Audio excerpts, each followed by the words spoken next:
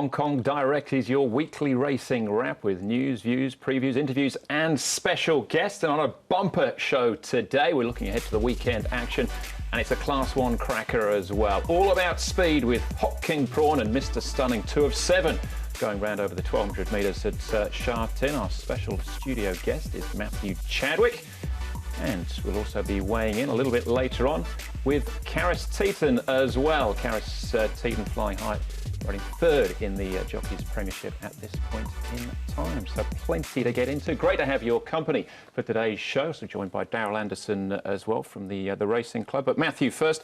Well on course, Matthew, for beating last year's total as well. I mean, 22 winners. You're on to 17 already. So the season's going pretty well. It's going okay. Could always go better. Could be worse. Could be worse, could be better. This weekend, we'll talk more about this sprint in a second. But you picked up the good ride of Voyage Warrior. You haven't actually ridden Voyage Warrior in track work trials or on a race day. How did that all come about with Ricky Yu? Well, I think he's got 113 there, so he had to find a rider who could make the weight. It's a pretty good opportunity, though, in a race of that nature, because you've got some of Hong Kong's big guns going around. Well, it definitely looks like a hot race and a challenging race, so my fella needs to step up off the handicaps. But it'll be very interesting. But it is a handicap, that's the key thing. And Darryl, welcome along as well. Senior racing advisor to the Hong Kong Jockey Club Racing Club. How's your season going? Yeah, going pretty good. Obviously, it's somewhat different with the health issues that we've got around the world at the moment. But yeah, I guess I'm a little bit surprised I got the call back, given that I stopped a Thero last time I was on the program. But nice to be back, and nice to be talking about the Class 1 on Sunday. And we've got a new recruit that gets a start off the ballot on Sunday as well, Young Thunder. So looking forward to that. Flying Thunder. Young Thunder. Young Thunder. Flying Thunder's the other one, isn't it? Exactly, right. yeah. What am I trying to correct you for? Young Thunder. There we go. All right, well, the big race on the weekend, the Class 1, comes up as race number 4 on the programme, headed by Hot King Prawn. So this is a handicap. He gets top weight 133 from Barry 2. Joe Moreira back on board the first time since International Day last year when he started as favourite. Mr Stunning, a 2-time winner of the International Sprint, but his win last year was the last time he won a race. Full of Beauty, a 5-time course and distance winner. Thanks for Evers, trying to book his ticket to Dubai. Big Party, the Big Grey, back. Grant Vanderkerk in the saddle. Voyage Warrior with Matthew on board. And then Country Star, who's a 5-time winner over this trip. All 5 of those wins have been at Happy Valley. But with Alfie Chan on board, takes £7 off his back.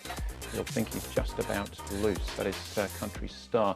So we'll start with Voyage Warrior, Matthew. So first time you're riding the horse, but from what you've seen so far, what are your impressions of him? Well, I liked his race when Joe won on him back of the 1,000 metres. It was nice to see him back at almost his best. He's still got to prove himself around the turn. I said it's interesting with 113 on his back. He's still got to overcome the handicap, so he's still got to find a couple of lengths, I think. I think the interesting thing that, for me, is there is a number of horses in the race that like to go forward and lead. Who is going to lead? I mean, you've had a look at the race, you've had a look at the opposition. Where do you think you'll be in the running? Well, from the gate, it'll be interesting how the other riders react to the situation, because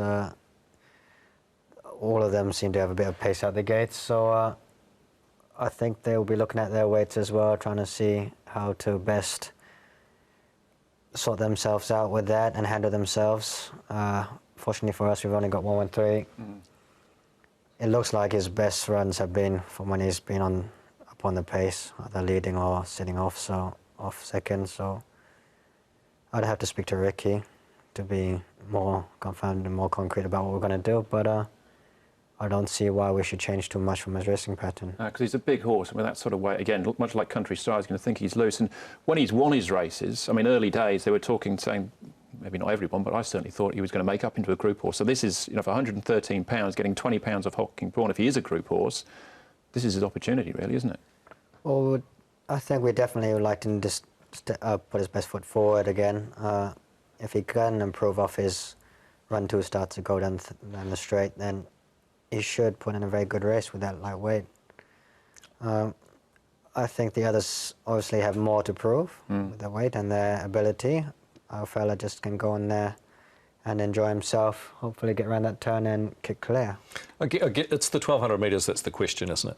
Whether he's going to run out a strong 1,200. For sure. So far today in his career, that seems to be the question mark. So his ability, especially early on, as you said, doesn't seem to be a problem. He's just got to put it put up race day 1,200. So what about the rest of them then, Darryl? The class acts, Hot King Prawn, who's coming back off a run behind Beauty Generation. They tried him over the 1,400. It wasn't a complete disaster by any stretch, but 1,200 is going to be better for him. Yep, it is for sure. It is the weight. He's going to get a nice cushy run off the speed.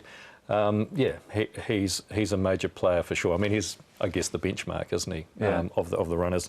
Mr. Stunning will go back. Just how quick they're going to go. Has he just lost a beat, Mr. Stunning? He always was the benchmark for a long time here, wasn't he? Yeah, I think he has, but, you know, class is write him off for your permanent. You never write off, you know, a class act, so I'd never do that. But in terms of having him figuring in the top 2 or 3 at the business end on Sunday, I'm just not sure. What about the other up-and-coming horses, Matthew? Big Party, a little bit like Voyage Warrior. When he wins, you think, geez, this horse is an absolute superstar. He's had a little bit of a break and comes in fresh, and his fresh-up record isn't the best, is it? No, but he's definitely improved this season. It looks like he's come back, he's relaxed, and when he has won, he said he kicks clear and he's got that turn of foot and he sees the distance out without a problem. I think if he gets the right run, he's going to be... I would think it'd be in the finish. Yeah, and thanks forever as well. Possibly going to Dubai. He'd want a big run here, wouldn't he? Well, he needs to if he wants to book his ticket. But he's another one that's been improving all the time. And off the field, he looks like he's the one rightly placed to take it out on paper. The others, as we said, have been around a bit longer, and the others have themselves to prove. He looks right in the weights, and with the draw, he's got all the pressure on him, whereas the rest of us, we've got to show what we can do. Absolutely. Well, Zach Purton jumps back on board from barrier 4 as well. Ridden him 3 times, Zach, and he's won on him twice. Let's go back to Hot King Prawn, who'll be reunited with Joe Moreira. Well, he's been doing very well. He has had that surgery, and he was able to prove he overcame the issue he had. He's been a very good horse, and I do have a very high opinion about him. Hopefully, he performed at his best. On doing so, I have no doubts that he's a capable horse to be winning this type of races. It's an interesting race, field of 7. You've won on 6 of the horses in the race. The only one you haven't is Thanks Forever. How does he measure up, particularly under handicap conditions, against his rivals? Look, because of the handicap condition, it is going to be a very even race, in my opinion. Even if I do have confidence on my guy, and he deserves that for what he has done so far. I gotta say, whoever wins this race is not gonna win by a big margin just because of the handicap system. And comparing him to others, in set weight race, I would put him as first. But handicap-wise, there will be some others that will make the race be very interesting. There goes Joe's thoughts, and he does have a unique take on the race, having ridden, say, nearly all the field. Most of them, yeah. Hot King Prawn on ratings, he's the best horse, but he's got the big weight. It's a very tricky race to work out. It is a very, very tricky race. You've got Joe, obviously, back on Hot King Prawn, so there's a change of jockey there. We've got Zach on Thanks Forever, so we've got a change of jockey there. You've got the whole weight thing to consider, and you've got, obviously, Alfie on Country Star right down on 106 pounds or 48 kilos. So, as Joe said, there's probably not going to be too much between them in the end. So, yeah, trying to work through all the dynamics of who's going to lead, how fast they'll go, etc., is a little bit tricky. It's a big moment. This will be Alfie's biggest ride so far as well for John Size. This is his second ride for John on a horse that is not without a chance himself with that featherweight, is he, Country Star? Well, he's another horse. I say in the handicaps, Yeah. He's just come back off a layoff, so he's got to come back and prove himself again. He's been running a couple of decent races, so let's wait and see what he does. See what happens. Yeah, big moment for Alfie. So, got to go for one. Darryl, who's it going to be? Yeah, good on you, Andrew.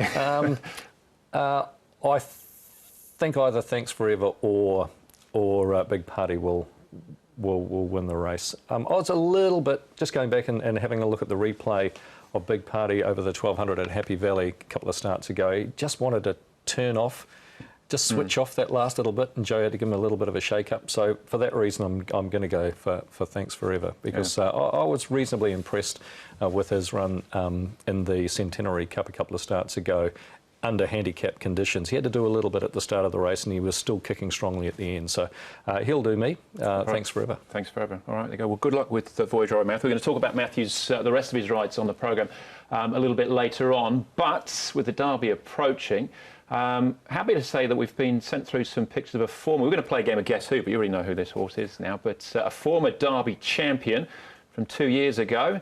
That is Pinghai Star. Got to thank Sam Bleakley at Hyden Park Stud in New Zealand, sent these pictures through. Pinghai Star now enjoying his retirement there. They use him to keep some of the younger horses in the Wheelings company as well. He's teaching the ropes, and just fantastic to see him, because unfortunately we never got to see him, although he won a Derby, we never got to see his full potential. There he is, out in the field enjoying himself. Loving it. You actually rode in his Derby as well. You were still in front with probably about 100 to go, Matthew, on the Golden Age. That's what you told me. It came past with a whoosh. But there he is, they're loving life, and yeah, he's just having a great time. And Sam's 3-year-old daughter, Kendall, as well, is a particular favourite with him. So that's Pinghai Star again, thanks to Sam at Hyden Park Stud. So plenty more still to come as we head off to a break, though. That was Pinghai Star. Now let's look at his very best as he won the 2018 Derby under Ryan Moore. Pinghai Star racing up to Singapore Sling. They got to the Golden Age. Pinghai Star tearing away with the Derby. John Size produces a masterpiece with Pinghai Star.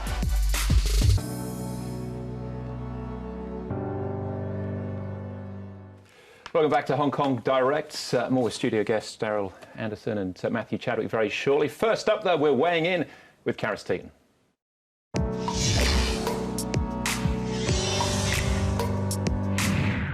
Hi, I'm Karis Teetan, jockey in Hong Kong from Mauritius. Of course, there's a few big names, the name like Frankie Dettori and Christophe Soumillon.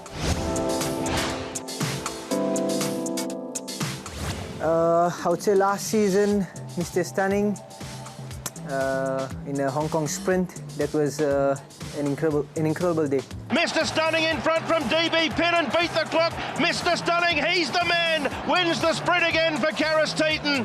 I've always wanted to win one of the international races, and to do that on a horse like Mr. Stunning was pretty special for me. Yeah, it was the whole plan came together. Eberfriend, he was just that special in Hong Kong. He's done very well for the owners and the trainers, and I was very lucky to be able to ride him. Able Friend, the champ, storming down the outside. It's Gold Fun in front. Able Friend, what a magnificent return by the horse of the year.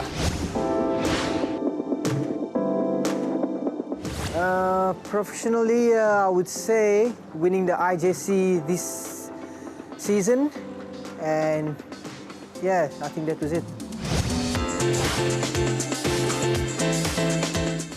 Maybe think a bit more about making some big decision. In racing or in life? In life.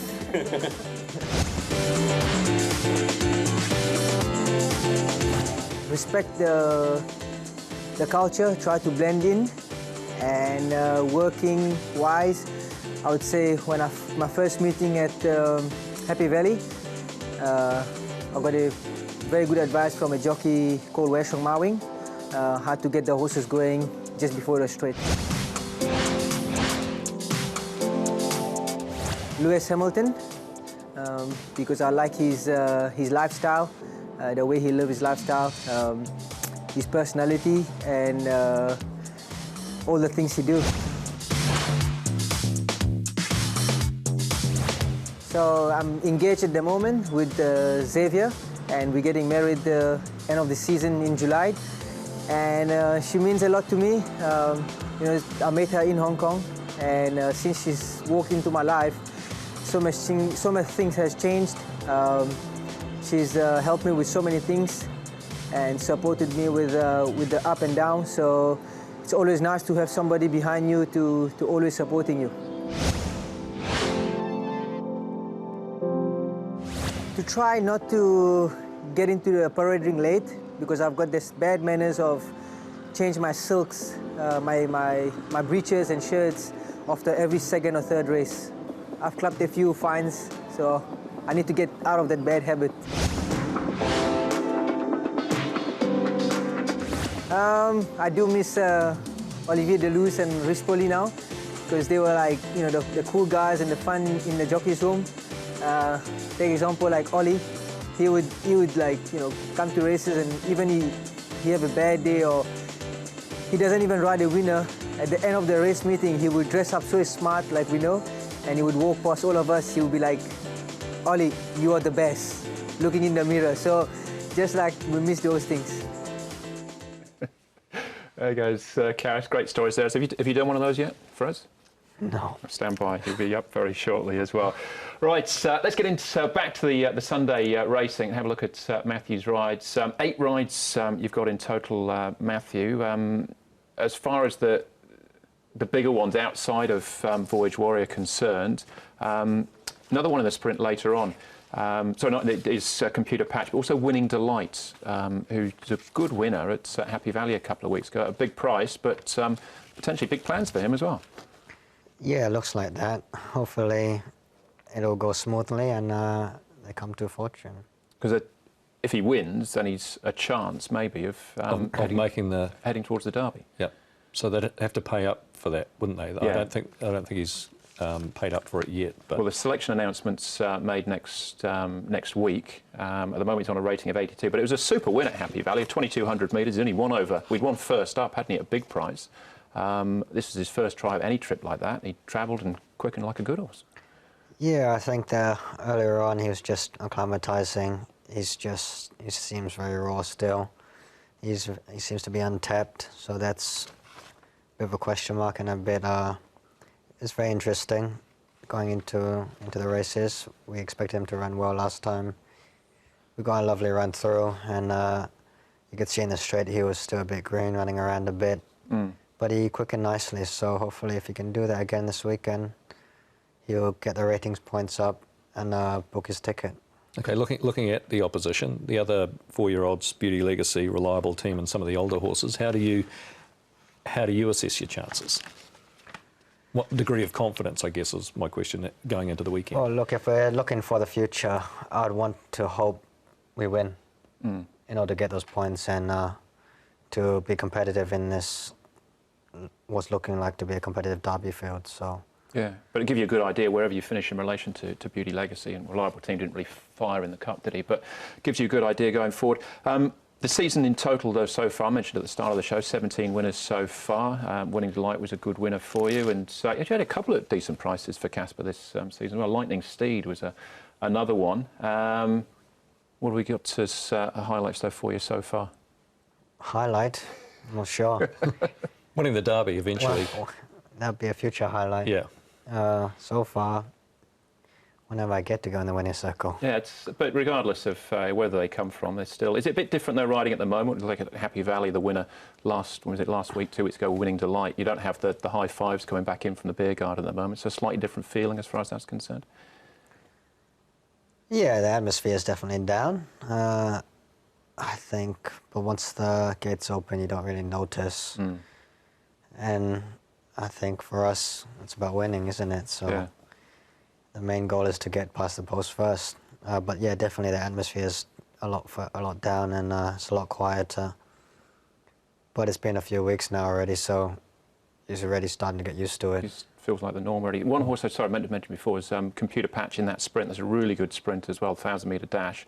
He's dropping back in, but the likes of Duke Wine, Stronger, and horses like that, again, some really good up-and-coming sprinters in that field. Yeah, it looks like a nice race, competitive race. He's a horse that has shown his ability. I think with a few weeks in between his runs, we'll probably have done him good, going back to the 5 furlongs. And if he's freshened up nicely, I think John will have him well, and he'll be able to hit the line nice. All right, nice and strongly. All right, well, looking ahead to the diary then. Obviously, it's Shartin this weekend. There's a couple of weather races as well, and 11 in total on the programme. But it is race number 4, is that Class 1 sprint. Back to Happy Valley then again next week. And again, clock keeps ticking down to the BMW Hong Kong Derby. We get the selections announcement next week and the barrier draw the week after. All right, that's just about it. We always like to finish off with a classic race from the vault, though, and seeing as Matthew's here, California Memory. Matthew, what are your memories of him? Two-time winner of the Cup on International Day, and I think you were the first local homegrown rider to win the one of the Group 1s back in 2011. It's a long time ago. I'd like to find another one like him. It was, you rode him a bit differently that day. It didn't go very quick. He's normally used to him being back in the field and coming with a withering run, but you jumped out and positioned right up behind the speed. Well, he was always a horse with his quirks, because he never really relaxed, and he was only so small that we were trying to switch him off early in his races. And it worked. Obviously, the first stop he won, when he won his first Group 1. But as he grew confident and he got much more mature about his racing, he always jumped well. And when he drew the gates ones in the group in internationals, it was just silly if we were going to take him back. So we just had him where he was comfortable. Yeah, it was a big race as well. The previous year's Derby winner, Ambitious Dragon, in the field as well. So it was a super field, and it's certainly a Group 1 as well. But we've just about run out of time. So Darryl, many thanks for coming in. Good luck on the weekend with your horse. Yep, Young Thunder. Looking forward to seeing him step out. And we've actually had a couple of extra new recruits arrived last week as well. That'll join David Hall and Crosso as well. So a couple an extra couple of new horses that we're looking forward to the members enjoying. So excellent. We'll have you back again shortly as well. Matthew, thanks for coming in as well, and good luck on the weekend. Thank you. All right, well, that's the show. Thanks for watching, and leave you this week with California Memory back in 2011 on International Day. What a super ride, super race, and a super win as well. Enjoy this, and we'll see you again on Sunday. We're bringing all the action from Hong Kong direct to you. California Memory stalking the leaders. Chadwick's coming off the fence as they turn from Bywood, although he hasn't got out as yet. Now Ambitious Dragon cuts loose at the 350. Boy, he's got a paralysing turn of foot, Ambitious Dragon. He's going after Zazoo. Bywood between them. California Memory's leaving, and Irian down the outside. Ambitious Dragon hits the front. He hasn't kicked away. California Memory gets his second wind. Irian the outside, but California Memory got going the last 100, and California Memory wins it for Chadwick.